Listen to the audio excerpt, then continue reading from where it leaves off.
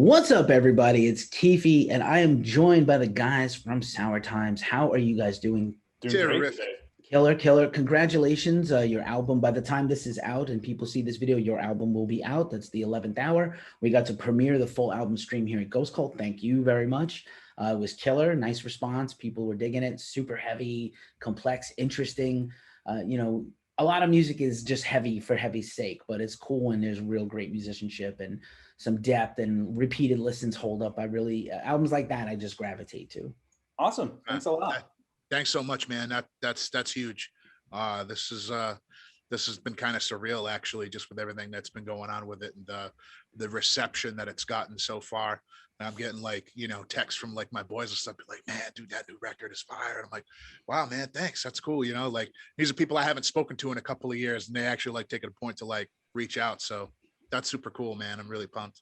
That's great. That's great to hear. And, obviously your people will always, hopefully show you love. Not always. Maybe they'll keep it real. I don't like this at all. I've used to get those responses about my bands, and it was a bummer, but I appreciated the honesty. And, same. I actually, I will like and respect you more if you actually take a minute to shit on my record, tell me what's wrong with it. I want to know, I want to hear it, so that's how you grow anyway. That's it. We're the same way. We encourage troll us. It's cool. We're good. We can take it. It's fine. Go ahead. And we grow from that too. It is a weird time in the world, and I know this record was kind of a genesis of events that led up to sort of the creation of it, and just a weird time in general. Every single one of us, just collectively in a bigger sense, has been going through a tough time and a chaotic time. And then to put music out, I know a lot of bands I talk to are like, yeah, I'm very skeptical about how this record's going to do or whatever. Nobody is really in extreme metal to make a lot of money except the top couple of 1% bands. But, it is an interesting time. I wanted to get both of you guys, your take on just kind of putting music out in this environment. Things are getting better. Things are opening up. I hope shows are going to happen soon, but it's still a little murky, right?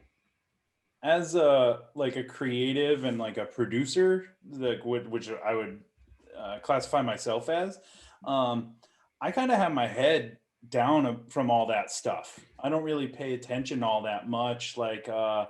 Since the pandemic, I conceptualized and executed 3 bands, and they're all me musically, and I just work with 3 different vocalists to do those things. So as an immunocompromised dude, I had to clamp down in here in my house, and so I just took that and all that nervous energy about what's going on out there and all this stuff, the unknowns, and I just channeled it like crazy into writing music. So I don't really have a perspective on how's the market or how is releasing things. I just do stuff, that's me personally, so I can't really talk about that.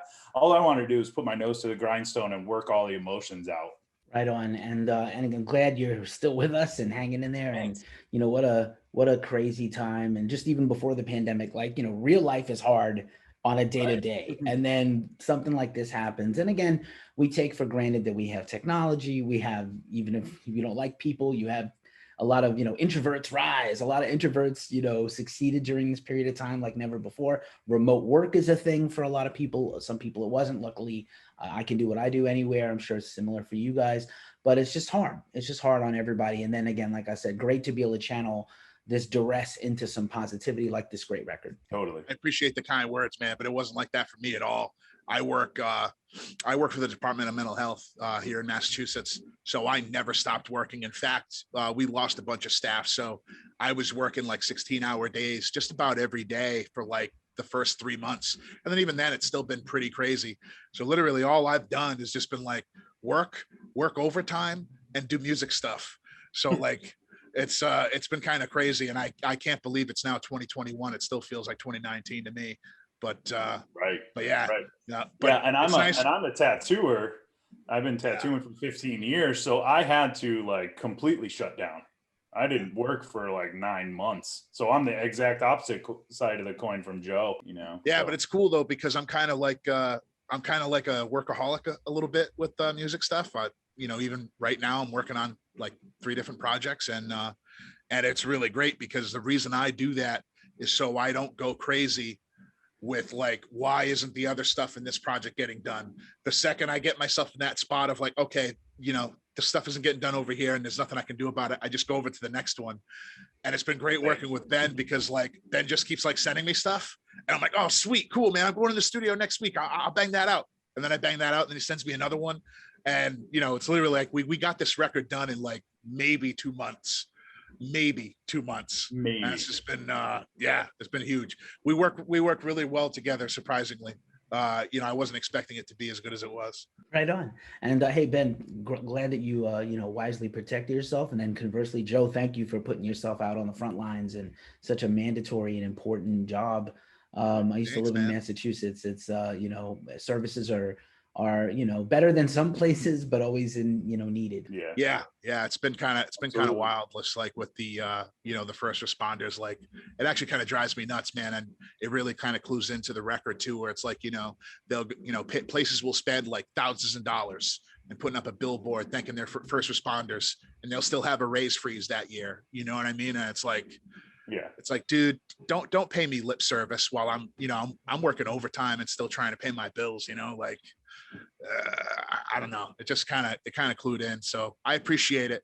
It seems genuine when it comes from a person, but when I hear it on the news or when I see it on a billboard, it just pisses me off, frankly. Understandable. So you guys came from, actually I was sort of familiar with you guys from your other bands, which is interesting. And so I wanted to kind of find out how you guys connected originally and sort of put this project together to begin with. I was want to take this one, Ben?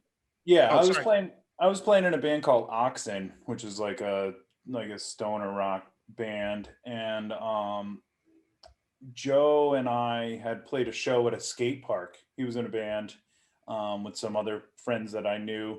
And we just, in passing, hey, what's up? And met, you know what I mean? And I, being that sort of like, I'm like an introverted extrovert, if that makes any sense. Like when I'm out there in the world, I do fine. I'm fine. I'm not scared to go out there in the world, but where I'm really happiest is like here, in my house, in my lab, like creating and doing stuff. So I don't really have a huge network of vocalists per se. I know an ass load of guitar players and and synth guys and all this other stuff, but like vocalists and I, like as far as like metal and like metalcore and that sort of stuff, I've been working with the same dude in like 5 of my bands for my whole life, so like I'm like kind of reclusive about it all. And I just was like, I wrote this one song and I was like, well, that's not any of the bands that I do so far. That sounds like I had done Sour Times previous to working with Joe. I put out 4 albums of instrumental Russian circles inspired sort of stuff. And, I put out this one song and I was like, dude, this needs vocals. And Joe was the one dude I thought of. I was like, hey, I remember that guy. He was cool. And I just, send him I asked him, Facebook, hey, would you be interested? And sent him the track. And he's like, dude, what the fuck? And was all into it. So it just snowballed from there. So that's my, where I met Joe and everything. So yeah, I'm like, I don't know. I'm like a little kid with music. Like I'm very easily entertained and I'm very easily pleased. So Ben just sent me this, like he sent me Burn. That was the first track we started working on together. And he just sent me this like brick shithouse of breakdowns. And I was like, yeah, I'm into that. Hell yes. So yeah, it was cool. And he sent me like some vocals that like he kind of scratched it. He'll tell you he's not a vocalist, but like he did it just to kind of get the idea of what he wanted. And I was like, oh yeah, no, that makes sense. Absolutely. And yeah, man, banged it out and just, I'm still, and I say this all the time and I'll say it again here right now. Like I'm super flattered that Ben even thought of me, even though, he says he only knows a few guys. And super happy to be a part of this and, get to work on something new and different to add to my repertoire, as it were. Nice. And Burn is that crushing final track. But it's interesting that Ben mentioned Russian circles, because there is like a bit of a, I don't want to say hodgepodge, but a lot of bands are afraid to experiment. They find like they do one thing well or 2 things well, and they don't veer from that course. And what I really like about this record is the journey. There's a lot of different songs. And even though you are a great brutal vocalist, there's a cool little melody in there. There's a harmonized little Mike Patton thing in there that reminded me of Bungle or Faith No More a little bit too. So it's really cool that there's all these different risk taking, genre bending things that I dig. It's probably not that calculated. It was probably just more natural to you guys, but it sounds good to me. Absolutely. Yeah, Thanks, man. absolutely. I've been playing music since I was about 10 years old, and I'm in my 40s now. So it's been like a lifelong journey. And now like I said before when we were talking, it's just a way for me to express emotion. And when I'm mad, I write like for Sour Times. And when I'm stoked, I write for other bands that I got going on. Or when I'm, quiet and somber, I got like an indie rock thing with a female vocalist, and like, so I just channel all the different things. And yeah, I don't know where I was going with that, but No, I dig it. You got to have a flavor for every season or a season for yeah. every flavor. I don't one of those things. Um, but yeah, man, it's really cool the way you guys put tracks together. And is it? Do you just put down a bunch of tracks first and send them to Joe, or is there a back and forth? How does that work? For this record, it was that. I just sent final, here you go. Here's Yeah, like here's here's tracks. the song, like, have at it. And I would like I'd write out the lyrics first before I went in for a session. Like I said, I'm working on a lot of different stuff right now. So I'd be like, hey man, this is where I was looking at with the lyrics. And it was something that I would do just out of a cooperative courtesy, like to keep him as involved as I could. And it was like one of those things like I'd never get any input from him. He'd be like, no, that's awesome. Do it. No, that's awesome. Do it. I'm like, all right, cool. So, but yeah, I mean, he produced everything, and which is really cool is that Ben can like play all these different instruments and not only play them, but play them well. Um, so he would just like basically send me a finished song and be like, yeah, here, man, this is another one. And we started working so fast after a minute that right at the end, I was like, all right, cool, man. Final vocals are done. I did all the fixes, whatever. And he's like, what about the new one? And I'm like, yeah, I did the new one. He's like, no, the new one. So like it wound up being like we did this whole record, and then I was pissed because it was another song that he never even sent me. I was like, oh shit. That was But okay. like That was yeah, that okay. was Obey Obey. was Yeah, the yeah, straggler. And yeah. to me, that's one of my favorite songs on the record too. Same. Yeah, well, yeah, just it was a lot of fun, man. And Yeah. but yeah, it was just a funny thing. Like, well, what about the new one? I'm like, I thought this was the new one. No, the new one. I never got the new one. Just Titling fail. That was a total title fail. And because we have like a Google Drive or whatever, that we share files and stuff. And you gotta, have your stuff together, organized, or else it's just gonna go awry really fast. yeah, and like Here you go. like he's a Google Drive guy, and I'm a Dropbox guy. So like, like I got all the stuff on the Google Drive, and like the last time he told me, he's like, oh, I added the new one in there. I grabbed that one, and then I keep them all in my Dropbox. So like as I started sending him like mixes and stuff, and I thought I was done. He's like, what about the new one? And I'm like, what new one? The new one. And then I looked, and sure enough, it was there in the Google Drive, but I didn't check, like because I'm not perfect. Somewhere out there down the road, there's going to be like in 2050, there's going to be like a Hunger Games sorting hat based on what virtual storage you use, Google Drive, box, Dropbox, there's so I have many. all of them. And it's Google Drive is technically better because they give you like 15 gigs of storage right off the bat. But I mean, Google is to me like basically the Antichrist. So, like I'd rather take my 4.25 gigs from Dropbox and like not have them watch my every single move and keystroke as opposed to getting the 10 extra gigs and, just kind of giving more information to Google that they can then turn around and sell to the CIA or the NSA or wherever they want. Fun fact, I work in digital marketing and social media, and I do some of that for the music business also and bands. And Google's very first slogan or internal mission statement was "Don't be evil." And they fucking failed at that horribly. Well, it's easy to fail with that. All it takes is a board member change, I mean, I see it happen all the time, especially with journalism. Like you'll see like this really great outlet for journalism that's like really progressive and like really like reports what's going on.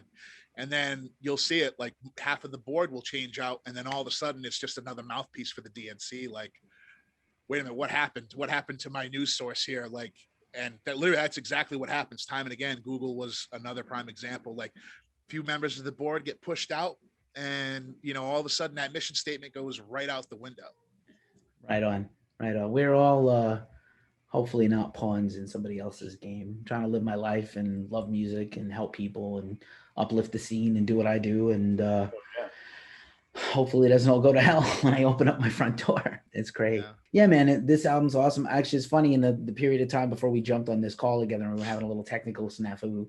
I re-listened to Dismay and Obey over and over for about 10 minutes while we were trying to work that Nice. out. Dismay is actually probably my favorite track on of all of them, but like I said, it really holds up on complete listens, and there is a lot of cool intricate stuff in there. And like you said, Ben, you have a a long history in music playing it, and obviously a varied amount of taste. But of course, I wanted to kind of ping you guys and get your temperature on what your favorite music is that you go back to, or what's the music that it still inspires you the most from when you started out.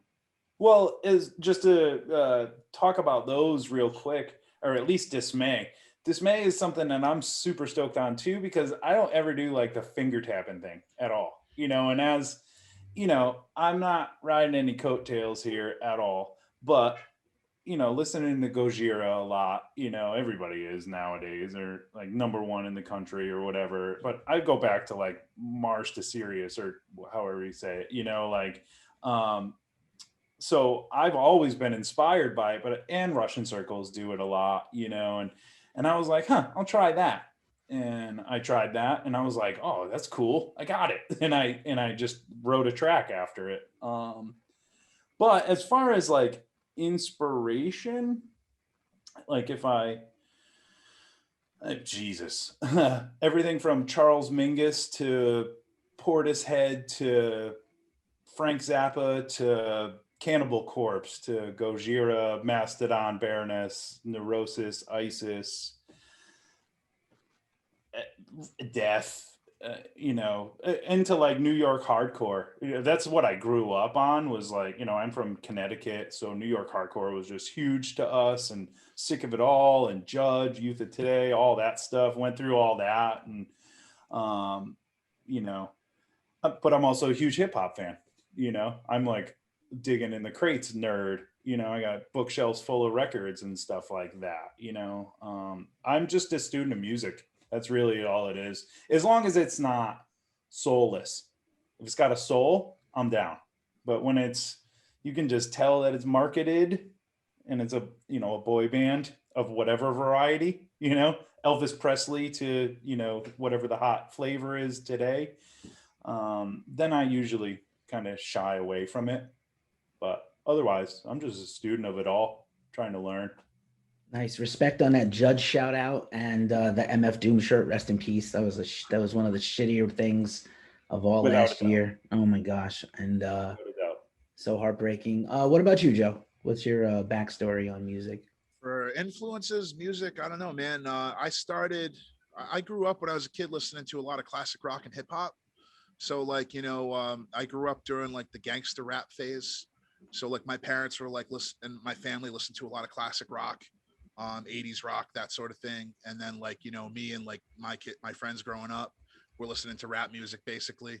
Um, and it kind of segued. So like musical influences, like they take up a small chunk of my life and then they stay there until the present day. So like when I first started out playing music, I was like 15 at the time, and I was listening to like a lot of stuff in like the late 90s. So like System of a Down, uh, you know, Metallica, stuff like that. And then I started listening to death metal around 2000. So like Skinless from New York, uh, Waste Form, Cannibal Corpse, stuff like that. And, then I started branching out to like hardcore after that, listen to like Hate Breed and, you know, uh, Death Before Dishonor, stuff like that. And then metalcore stuff too. So I don't know, like I kind of like everything. I even like some country.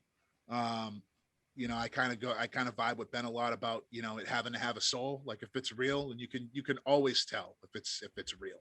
Um, so I don't know, for musical influences for myself, like as a screamer, I don't know, I guess like Chris Barnes, 6 feet under, maybe was a huge influence when I first started out.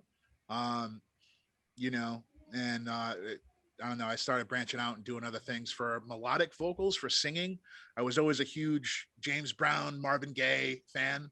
And, you know, um, I try to give, you know, I try to bring that soul into what I'm doing when I'm doing melodic vocals. But I don't know, man. It's kind of a tough like question. Like if you ask anybody that like knows me as a vocalist, they instantly compare me to like Howard Jones. I get Howard Jones a lot, which is cool. You know, I mean, I'm tired of hearing out of it after like 20 years or whatever. But you know, it's still cool. But you know, I don't know. I got a lot of different influences, and they all show up here and there.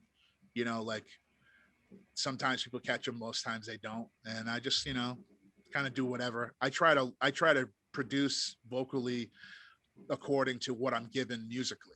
So like, you know, Ben gave me a lot of like, he gave me a lot of heavy shit, so I did a lot of screaming, you know. I did singing where it was appropriate, you know, and it kind of just kind of worked out from there. So I don't know, that's a difficult question to answer. I hope I kind of covered it Yeah. to a degree. I'm sorry that was kind of a lame answer if Not it at all. was. You know, are you a Mass guy originally? Is that what I'm getting? Well, you know, I grew up in Rhode Island and then I moved to Mass, but like Rhode Island is like three sides of it is borders of Massachusetts. So Right. It's Mass. like really like, yeah, it's just, It's you know, kind of Mass. it's kind of like a It's Mass the same thing. addendum. The only time you know, a lot of times I sound like a dude from South Boston until I actually go to South Boston, and then instantly they know that like, no, I'm not from Dorchester. I'm from Providence. You know, like they instantly get that. But anywhere else, if I go anywhere outside of the Northeast, man, you from Boston? You know, yeah, sure. You I know? miss that accent so much. But I was gonna say, you know, that Venn diagram of like, again, between the two of you guys, I'm picking up, you know, Ben said Judge, and you said Howard Jones and Hatebreed, and you know, Mass, and so you start getting those like New England hardcore metal fest vibes, the Webster, Toad's Place, little I grew hardcore up shows. I grew up in the heart of all of that. Like Yeah. the first band I was in, Line of Fire, was like playing shows in 1993. Jamie Josta was who was setting up the shows. We go back since then. You know, like there's so much in Western Massachusetts and Connecticut. You can name drop so many different bands, right? And I literally And then grew up likewise, in Rhode all Island of that. So it's has just always had a bustling the way scene I too. So. sound, you know.